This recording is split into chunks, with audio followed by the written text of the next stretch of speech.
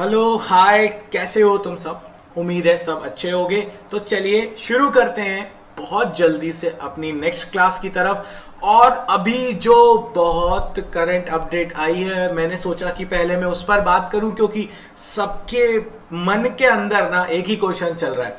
और वो क्वेश्चन ये है कि ये जो डिलीटेड पोर्शन है ये हमारे काम का है कि नहीं है। कुछ लोग बहुत खुश हैं, तो मैं इस पर कुछ अपनी ऑब्जर्वेशंस, कुछ अपने पॉइंट्स देना चाहूंगा। और इसीलिए देना चाहूंगा क्योंकि एक्चुअली जो इनसाइट है इस डिलीटेड पोर्शन का, वो अगर तुम तक नहीं पहुंचा तो किसी काम का नहीं है। तो इसीलिए समझो इस बात को।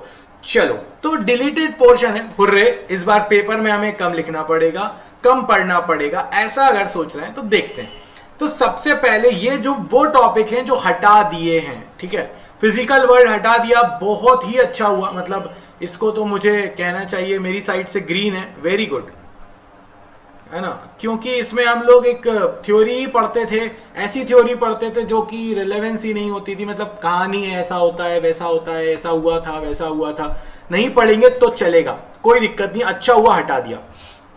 अब हमारे पास यूनिट एंड डायमेंशन तो पूरा का पूरा है।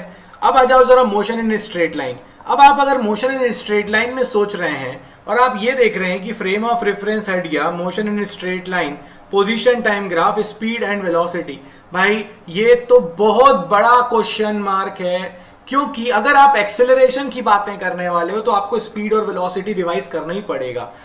यहां पर एवरेज वेलोसिटी, एवरेज स्पीड कुछ नहीं बोला इन्होंने, ठीक है। यहां पोजीशन टाइम ग्राफ बोला है, भाई वेलोसिटी टाइम ग्राफ भी तो होता है, एक्सेलरेशन टाइम ग्राफ भी तो होता है। अगर मेरे ग्राफ के फंडामेंटल्स ही क्लियर नहीं होंगे तो कैसे काम चलेगा। तो ये जो हमने पढ़ा है ना, वो बहुत सही पढ़ा है, पढ़ना था, जरूरी था, ठीक है। इसीलिए इस चीज को ये हटा हो या ना हटा हो, नो मैटर, पढ़ना तो पड़ेगा। मतलब इस पे तो बहुत बड़ा क्वेश्चन मार्क है कि ये असेसमेंट नहीं होगा, मगर पढ़ना जरूरी था और हमने पढ़ा है, तो ये अच्छी बात है। आ जाते हैं अपन लोग नेक्स्ट लॉज ऑफ मोशन की तरफ। लॉज ऑफ मोशन में यहां पर भी एक बहुत बड़ा रेड मार्क है, पता है, क्वेश्चन मार्क बहुत बड़ा। कारण ये है कि आप इनर्शिया, अगर मोमेंटम, न्यूटन के लॉज, अगर इन पर अगर हमने बातें नहीं करी तो भाई फ्रिक्शन भी तो फोर्स है। मैं अगर फोर्स के बारे में, मुझे F equal to m a कहां से पता चलेगा।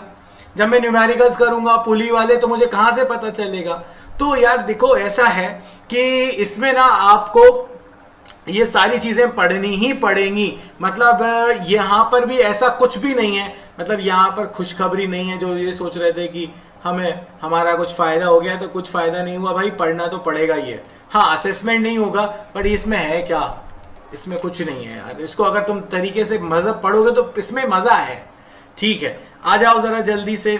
अब आ जाते हैं यहां पर भी, पता है ग्रीन, मेरे पास जब मैंने 12th का एनालिसिस किया है तो वो ग्रीन ही ग्रीन है।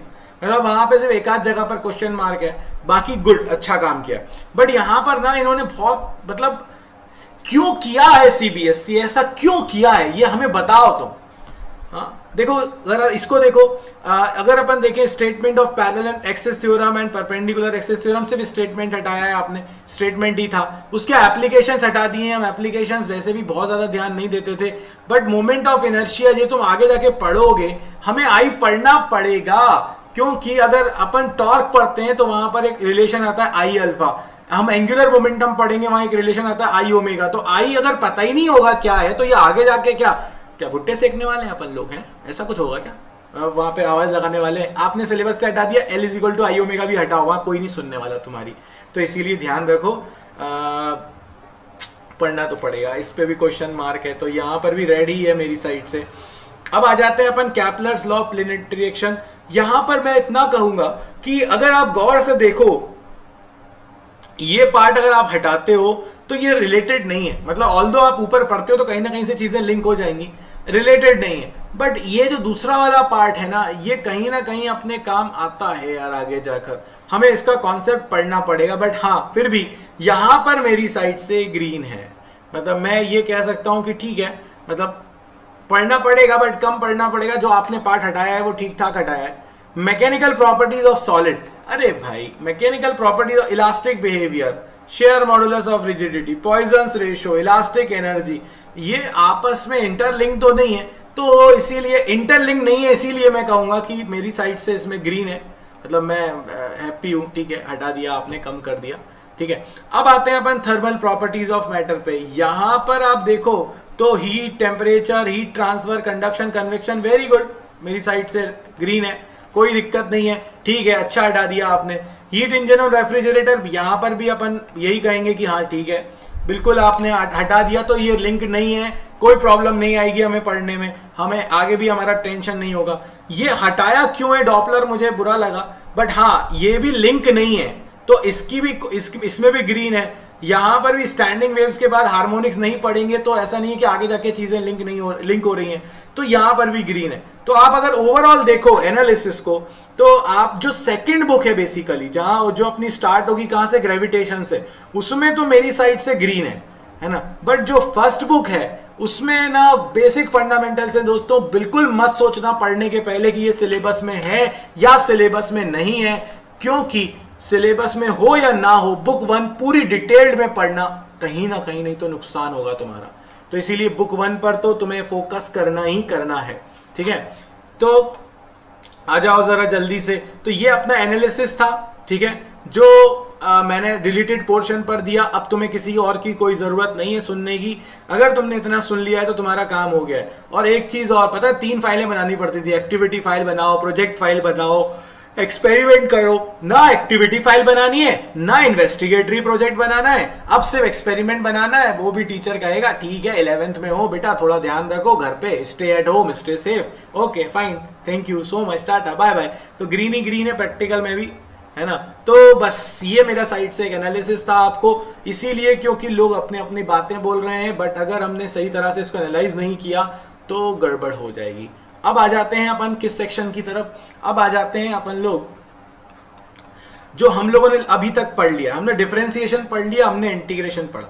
डिफरेंशिएशन ने हमको बोला dy बाय dx होता है ना, ये बेसिकली स्लोप भी होता है, यहां पर ये बहुत छोटा इंटरवल होता है, ये हमें तोड़ता है। हमने इंटीग्रेशन सीखा, integration of f of x dx, इसमें लिमिट लगा देते हैं तो फाइनाइट या डेफिनेट इंटीग्रेशन बोलते हो, लिमिट नहीं लगाते हो तो तुम उसको इंडेफिनेट इंटीग्रेशन बोलते हो, ठीक है। अब अगर अपन देखें तो ये जोड़ना सिखाता है, मतलब मैं इसको ऐसा ही लिखूंगा, ये मुझे जोड़ना सिखाता है, ये मुझे तोड़ना सिखाता है, ठीक है।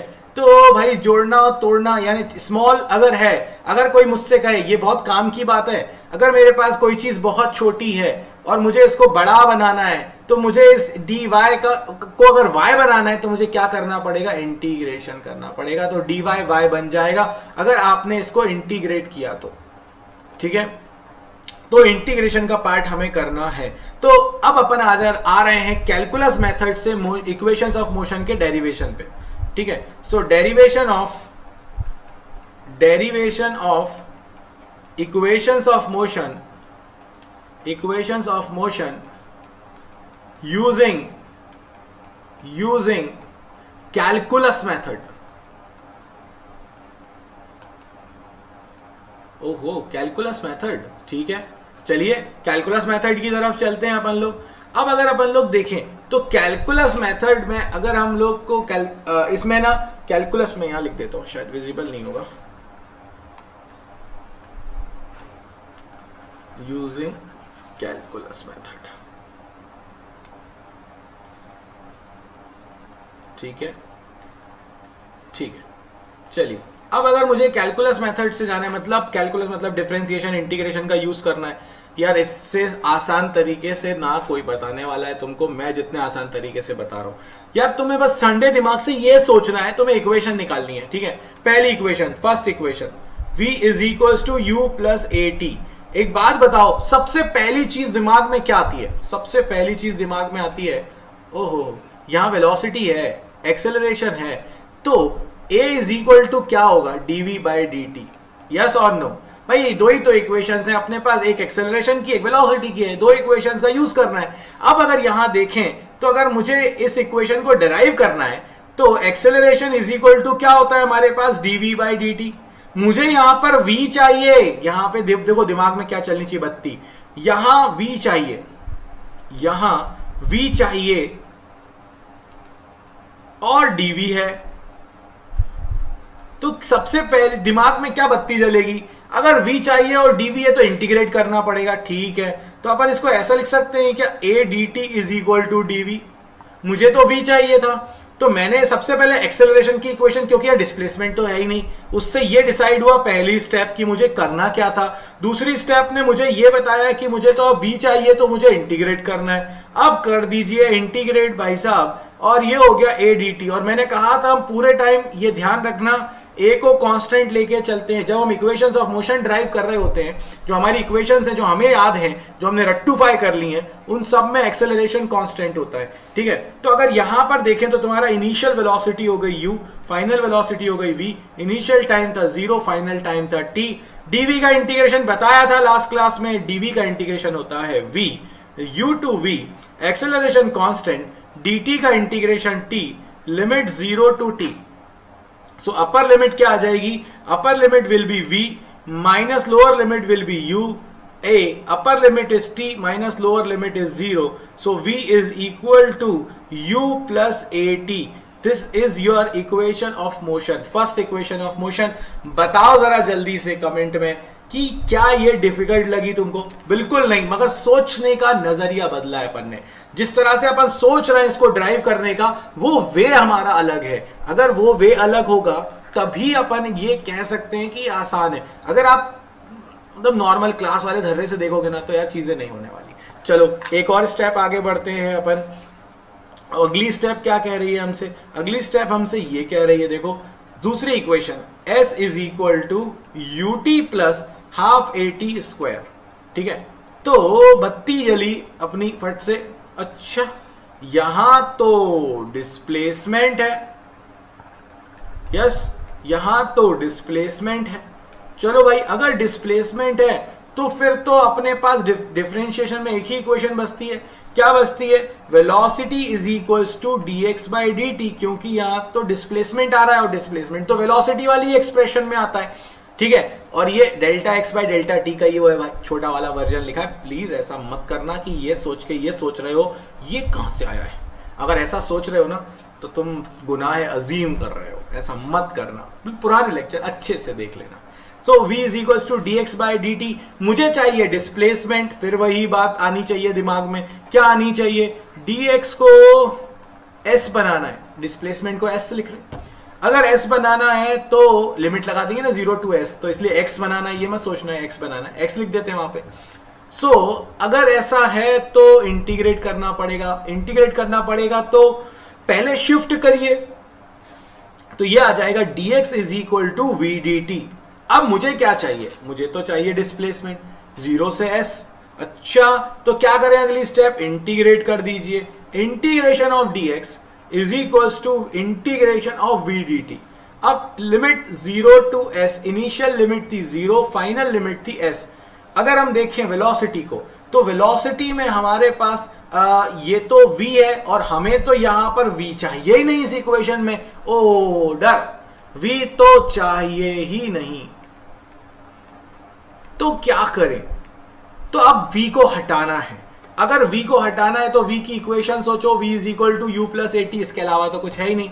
सो put v is equal to u plus a t, जैसे ही रखोगे, और टाइम तो 0 टू t है, उसमें तो कोई प्रॉब्लम ही नहीं है लिमिट में। अब dx का इंटीग्रेशन हो गया x लिमिट 0 टू s, ये हो जाएगा u plus a T D T, और लिमिट हो जाएगी 0 से t, ठीक है।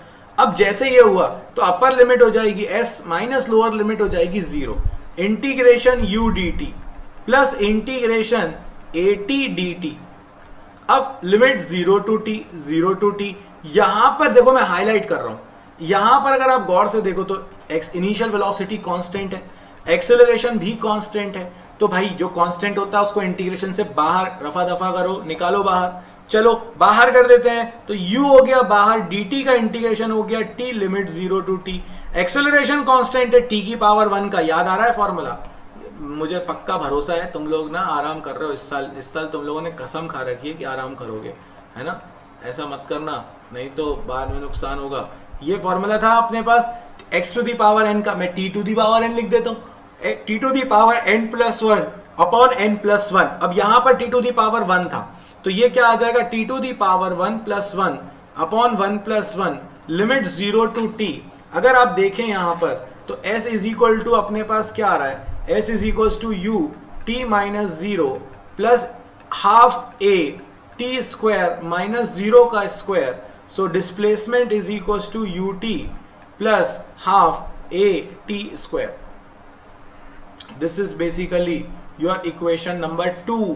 कुछ भी नहीं किया, सिर्फ ये सोचा. सबसे पहली चीज, दिमाग यहां लगाओ, सबसे पहली चीज क्या सोची मैंने, क्या चाहिए, डिस्प्लेसमेंट. हाँ, फिर इस डिस्प्लेसमेंट किस फॉर्मूले में आएगा, वेलोसिटी वाले में आएगा. हाँ, ये भी ठीक है. अब क्या चाहिए, dx is equal to v d t. अरे v तो चाहिए ही नहीं, तो v की जगह पे u प्लस ए टी रख दिया, दोनों तरफ इंटीग्रेट कर दिया, कहानी खत्म हो गई है. जो कांस्टेंट थे उनको मैंने बाहर कर दिया है, तो u बाहर हो गया, a बाहर हो गया, सिंपली इंटीग्रेट कर दिया, डिस्प्लेसमेंट की इक्वेशन आ गई, U T plus half A T square.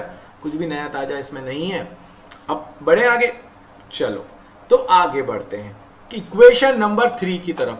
जो इक्वेशन नंबर 3 है वो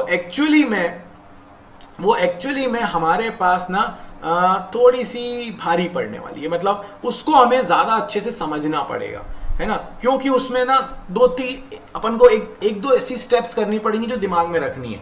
बट कोई बात नहीं, उसको भी अपन देखेंगे ना क्या करना है. V square is equal to u square plus 2as. अच्छा, अब मेरे दिमाग में ना बत्ती जल रही है. आप इतनी देर से हमसे बोल रहे हो, है ना, और क्या बोल रहे हो कि जो चाहिए वो देखो, एक में डिस्प्लेसमेंट चाहिए था, एक में वेलोसिटी चाहिए थी. यहां पर तो टाइम ही नहीं है, यहां पर डिस्प्लेसमेंट भी है, यहां पर वेलोसिटी भी है. अब मैं क्या करूं, यहां डिस्प्लेसमेंट भी है, यहां वेलोसिटी भी है, अब मैं क्या करूं, क्वेश्चन नंबर 1. अच्छा, तो यहां ये देखो क्या नहीं है, मतलब दोनों चीजें हैं, तो मैंने लिख लिया भाई. अब मेरे पास कोई ऑप्शन नहीं है, तो मैंने लिख दिया v is equal to d x by d t. We know velocity का रिलेशन डिस्प्लेसमेंट के साथ. और हमारे पास एक और रिलेशन क्या आता है, एक और रिलेशन हमारे पास ये आता है कि भाई s इज इक्वल टू या a इज इक्वल टू होता है dv बाई डी टी. ठीक है. अब अगर आप गौर से देखो, इन दोनों में टाइम आता है, बट यहां पर तो टाइम आ ही नहीं रहा, और कैलकुलस से करना है ना. अब ये बत्ती जली मेरी, ओ हो, टी नहीं है, टी नहीं है, तो क्या करूं मैं इन दोनों इक्वेशन नंबर 1 इक्वेशन नंबर 2 के साथ क्या करूं कि टी गायब हो जाए. सोचो जरा, टी गायब हो जाए. हाँ, तुम सही सोच रहे हो, बिल्कुल सही सोच रहे हो. दोनों को क्या कर दिया होगा तुमने, डिवाइड. जब डिवाइड किया होगा तो कुछ कहानी ऐसी बनी होगी. देखो, जब तुमने डिवाइड किया तो यार ये कुछ ऐसा नहीं बन रहा है, v by a is equal to d x by d t divided by d v by d T. अब आप गौर से देखो, अगर अपन देखें, वैसे तो एक्चुअली कैंसिल नहीं होता है, बट तुम अपने दिमाग में रख सकते हो कि डी टी कैंसिल हो गया. ये सिर्फ दिमाग में रखने के लिए है ना, वैसे तो एक्चुअली में कहानी में ट्विस्ट है, बट छोड़ो. तो अपन इसको ऐसे याद रख सकते हैं, मतलब कोई बुराई नहीं है, कोई नहीं कुछ कहने वाला, बस काट के दिखाना मत, मैंने तो तुम्हें सिर्फ दिखाया है. सो अगर अपन देखें तो v by a is equal to क्या आ रहा है, d x upon d v. Yes, तो मैं यहां पर एक स्टेप रुकूंगा और तुम्हें थोड़ा सा अलग जर्नी पे लेके जाऊंगा, और वो मैं ये कहना चाहता हूं कि एक्सेलरेशन अगर तुम निकालोगे इस फॉर्मूले में तो ये आ जाएगा v dv by d x. भाई साहब, ये वो फॉर्मूला है जो टाइम आने पे याद नहीं आता, इसीलिए बहुत ध्यान से करना है इसको, बहुत ध्यान से करना है. ये बहुत इंपॉर्टेंट फॉर्मूला बीच स्टेप में डिराइव हुआ है. Acceleration is equals to v dv by d x. Acceleration in terms of v and x, acceleration in terms of v and x. अब अपन इसको सॉल्व कर देते हैं भाई. v dv क्रॉस मल्टीप्लाई कर दिया, ये dv को इधर लेके जाओ, a को इधर ले जाओ, तो ये क्या हो जाएगा, v dv is equals to a dx. अब क्या करें भैया, अब क्या करना है, कुछ बचा ही नहीं करने के लिए. dv को v बनाना है, इंटीग्रेट कर देते हैं. इंटीग्रेट कर दिया, जैसे ही इंटीग्रेट करोगे क्या आ रहा है, डिजाइन अच्छी बनी थी यार मेरे से. v dv is equals to integration a dx limit 0 to s limit u to v, initial velocity u final, क्योंकि यहां पर v है. देखो गौर से, जहां पर v होगा वहां लिमिट v की आएगी, यहां v था तो लिमिट v की आई, और यहां x है तो लिमिट डिस्प्लेसमेंट की आई. ठीक है, और v तो यहाँ पे कांस्टेंट है नहीं, v की पावर 1 है, और v के रिस्पेक्ट में इंटीग्रेट कर रहे हो तो फॉर्मूला क्या लगेगा, v की पावर 1 प्लस 1 x की power n plus 1 upon n plus 1 वाला. तो v की power 1 plus 1 upon 1 plus 1 limit u to v. Acceleration constant है, dx का इंटीग्रेशन हो जाएगा x, तो इसको लिख देंगे x 0 टू s. ठीक है, जैसे ये हुआ अपने पास, अब ये देखो, अब आप देखो ये क्या हो गया, v square by two limit u to v a upper limit s minus lower limit 0, two को उधर भेज दो कोई फर्क नहीं पड़ रहा, तो ये हो गया v square upper limit, v की जगह वी क्या करते हैं, सबसे पहले अपर लिमिट रखते हैं, तो अपर लिमिट, फिर लोअर लिमिट रखेंगे माइनस करके, तो upper limit minus lower limit हो गया u square is equal to 2as। So final answer is equal to v square is equal to u square plus 2as। V square is equal to u square plus 2as। भाई साहब ये आपके पास आ चुका है final answer. तो अब आपके पास तीनों इक्वेशंस को मैंने डिराइव करके रख दिया है, बिल्कुल हलवा है। पहली इक्वेशन के बारे में देखो, फिर से बोल रहा हूं, पहली इक्वेशन के बारे में जब सोचोगे तो तुम्हारे पास क्या आ रहा है भाई, v is equal to u plus a t था, एक्सेलरेशन है, वेलोसिटी है, डिस्प्लेसमेंट नहीं है। पहली इक्वेशन सोचा, क्रॉस मल्टीप्लाई इधर उधर करके इंटीग्रेट कर दिया। दूसरी इक्वेशन जैसी दिखी, s is equal to U T plus half A T square, अच्छा इसमें तो डिस्प्लेसमेंट चाहिए था मुझे, जब डिस्प्लेसमेंट चाहिए था तो, और बीच बीच में स्क्रीन पॉज करके तुम नोट करना चाहिए, तुम्हें नोट्स बनाने चाहिए है ना, तो s is equal to U T plus half A T square है, तो यहाँ पर डिस्प्लेसमेंट है, अच्छा एक्सेलरेशन है, डिस्प्लेसमेंट है, बट इनिशियल वेलोसिटी है, v फाइनल नहीं है। तो मैंने कहा डिस्प्लेसमेंट चाहिए तो वेलोसिटी का एक ही फॉर्मूला याद आ रहा है, क्योंकि कैलकुलस को पिक्चर में लाना था, तो v is equal to d x by d T. अब जैसे इसको इंटीग्रेट किया आंसर आ गया। इसके बाद फिर थर्ड में थोड़ा दिमाग लगाया था, टी नहीं था, मतलब यहां पर क्या चाहिए, क्योंकि यहां तो सब चाहिए, एक्सेलरेशन भी है, डिस्प्लेसमेंट भी है, वेलोसिटी भी है, बस टाइम नहीं है। तो हमने जो इक्वेशंस लिखी, दो इक्वेशंस थी, एक वेलोसिटी की एक एक्सेलरेशन की, दोनों को डिवाइड करके टी गायब कर दिया, क्रॉस मल्टीप्लाई करा, इसके बाद इंटीग्रेट कर दिया, आंसर आ गया। और एक फॉर्मूला यहाँ पर निकल कर आया, v d v by d x. भाई साहब बहुत काम का फॉर्मूला है ये, और अगर ये फॉर्मूले पर आपकी पकड़ बन गई ना, तो बहुत सारे भारी भरकम क्वेश्चंस आपके सॉल्व हो जाएंगे।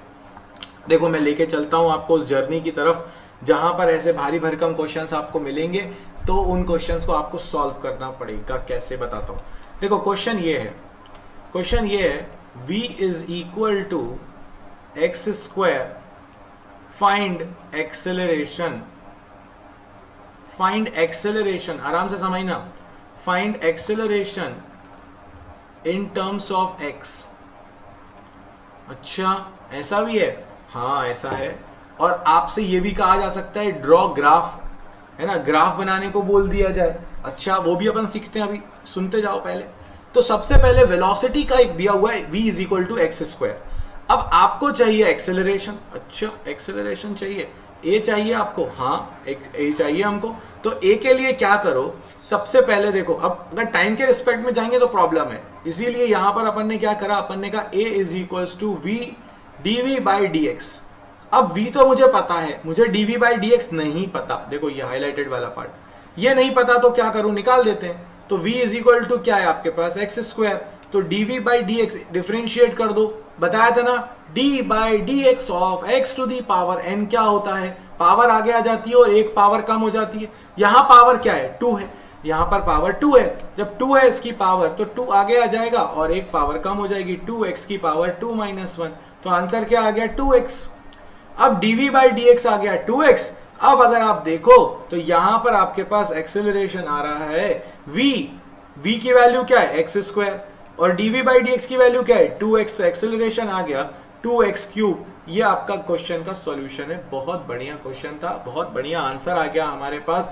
सो v is equal to x square, find acceleration in terms of x। तो ये आपके पास एक्सेलरेशन आ गया इन टर्म्स ऑफ x। ये वो फॉर्मूला है जो सही टाइम पर याद आना चाहिए, नहीं तो गड़बड़ हो जाती है। ठीक है, चलो एक और क्वेश्चन देखते हैं। अब अपन वैरायटी देख रहे हैं ना, वैरायटी देख रहे हैं, तो अपन ग्राफ की तरफ चलते हैं।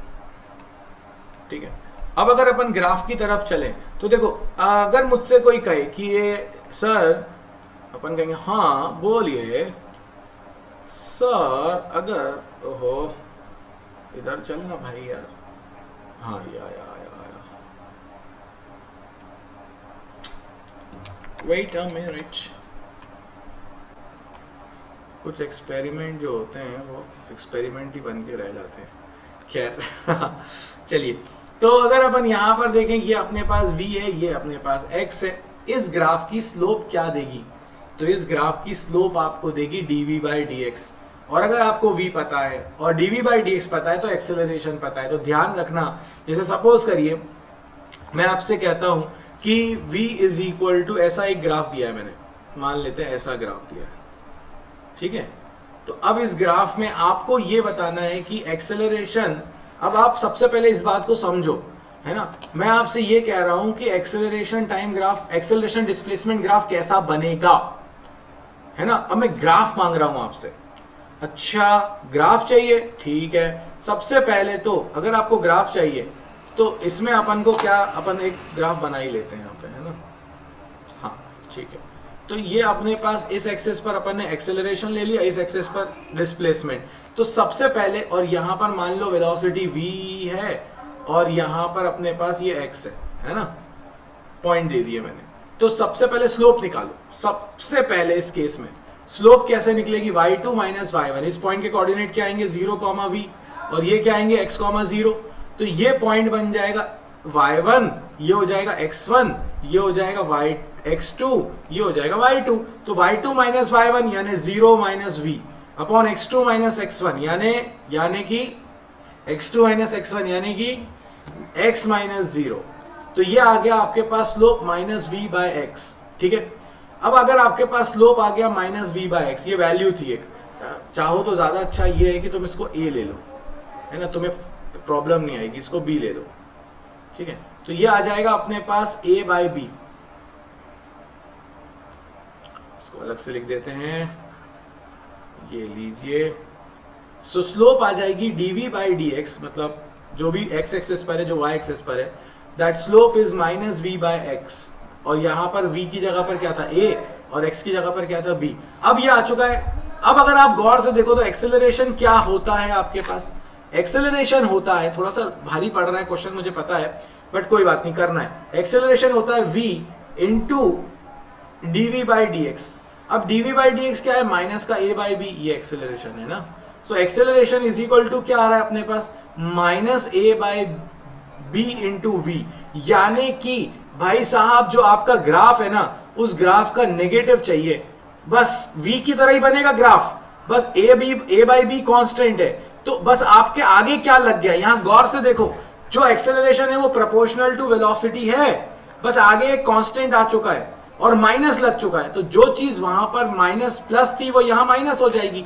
तो यार ये ग्राफ कितनी आसानी से दिख रहा है, मुझे तो दिख रहा है ये ग्राफ कि वहां प्लस v था, यहां माइनस हो जाएगा। और ये ग्राफ अपना कुछ ऐसा बनने वाला है, ये जाएगा इसी पॉइंट तक, b तक, ठीक है, जाएगा b तक। अगर आप देखो गौर से तो ये ग्राफ स्टार्ट होगा यहां से, यहां पर इसकी वैल्यू क्या होगी अपने पास? यहां पर अपन वैल्यू रख देते हैं b की, तो माइनस का a स्क्वायर बाई b आ जाएगा, और यहां पर रखेंगे तो ये आ जाएगा अपने पास, जब v की वैल्यू रखेंगे तो अपने पास 0 है, तो यहां पर a 0 हो जाएगा इस पॉइंट पर, ठीक है। तो ये अपने पास बिल्कुल क्लियर बन गया है, देखो बिल्कुल क्लियर बन गया है इस पॉइंट की, ये एक्सेलरेशन है ना। तो अगर आपको वैल्यू चाहिए इस पॉइंट की, तो v की जगह पर आप क्या रख दोगे? v की जगह पे आप रख दो a, तो ये आ जाएगा माइनस का a स्क्वायर बाय b। और उसके बाद फिर ये जैसा उसमें कम हो रही है इसमें बढ़ेगी, क्योंकि माइनस है, यस। तो ये अपने पास ग्राफ बन जाएगा भाई साहब। इसका जस्ट मिरर इमेज बननी है, क्योंकि माइनस का मतलब होता है मिरर इमेज। तो ये मिरर इमेज बन जाएगी आपके पास। ये आपके पास आ चुका है इसका ग्राफ, जो आपको vx दिया था, आईआईटी का क्वेश्चन है, vx दिया था, आपने उसके रेफरेंस में क्या बना दिया? ax बना दिया, ठीक है। तो ऐसे बहुत सारे क्वेश्चंस मिल जाते हैं, बहुत ध्यान से करने वाली बात है। अब जैसे मैं आपसे कहता हूं, एक बहुत सिंपल क्वेश्चन लेता हूं, v is equal to x, find acceleration in terms of t। मुझे ना टाइम के टर्म्स में चाहिए। आप इसको बहुत आसानी से निकाल सकते हो। आप अगर मैं x के टर्म्स में मांगता आंसर तो बहुत आसानी से निकल गया, पता है, मैंने कहा ना बहुत आसान डेटा दे रहा हूं, है ना। अगर जैसे कहूं तो मैं सबसे पहले तो मुझे v पता है, तो एक्सेलरेशन चाहिए, तो एक्सेलरेशन क्या हो जाएगा? v dv बाई dx, क्योंकि x के टर्म्स में दिया है। अब अगर आप देखो तो v is equal to x है, तो आप जब इसको डिफरेंशिएट करोगे तो क्या आ जाएगा? dv बाई dx की वैल्यू आ जाएगी 1। अब अगर ये 1 आ गई तो एक्सेलरेशन की वैल्यू क्या आ जाएगी? v, यानी एक्सेलरेशन भी x आ गया, ठीक है, बट मुझे तो टाइम के टर्म्स में चाहिए था ना। तो भाई अब सुनो क्या करना पड़ता है इस टाइप के क्वेश्चंस में, जब टाइम के टर्म्स में चाहिए तो v को लिख दो dx by d t is equal to x. अब आप v को किसके टर्म्स में लिख दोगे, x के टर्म्स में लिख दो। v को सबसे पहले किसके टर्म्स में लिख दो, x के टर्म्स में लिख दो, ठीक है। सो अपन ने जैसे ही लिखा इसको dx by d t is equal to x हो गया। अच्छा अब क्या करें, मुझे तो x चाहिए था, तो अपन इसको ऐसा लिख सकते हैं कि dx upon x is equal to d t, क्योंकि अपन को तो x चाहिए। अब क्या कर दो, दोनों तरफ इसको कर दो इंटीग्रेट, क्योंकि dx की जगह पर x चाहिए। 1 अपॉन एक्स का इंटीग्रेशन क्या होता है, किसी को याद आ रहा है? मैं आपको इसमें लिमिट भी दे दूंगा, at t equal to 0 displacement is 0। तो अपने पास जब t 0 है तो डिस्प्लेसमेंट 0, जब t होगा तो ये x हो जाएगा। तो 1 अपॉन एक्स का इंटीग्रेशन याद करो, 1 अपॉन एक्स का इंटीग्रेशन होता था log x, बताया था मैंने। तो ये हो जाएगा log x 0 टू x, और ये हो जाएगा dt का इंटीग्रेशन t, ठीक है। और क्या आ जाएगा अपने पास, लिमिट 0 से t, ठीक है। अगर आप गौर से देखो तो यहां पर ये आ रहा है अपने पास log x माइनस log 0। ओ हो log 0 डिफाइन नहीं होता है, नॉट डिफाइंड होता है, log 0 नॉट डिफाइंड होता है। ये अपन को यहां पर मैं एक काम करता हूं, 1 ले लेता हूं, डिस्प्लेसमेंट थोड़ा आसान हो जाएगा।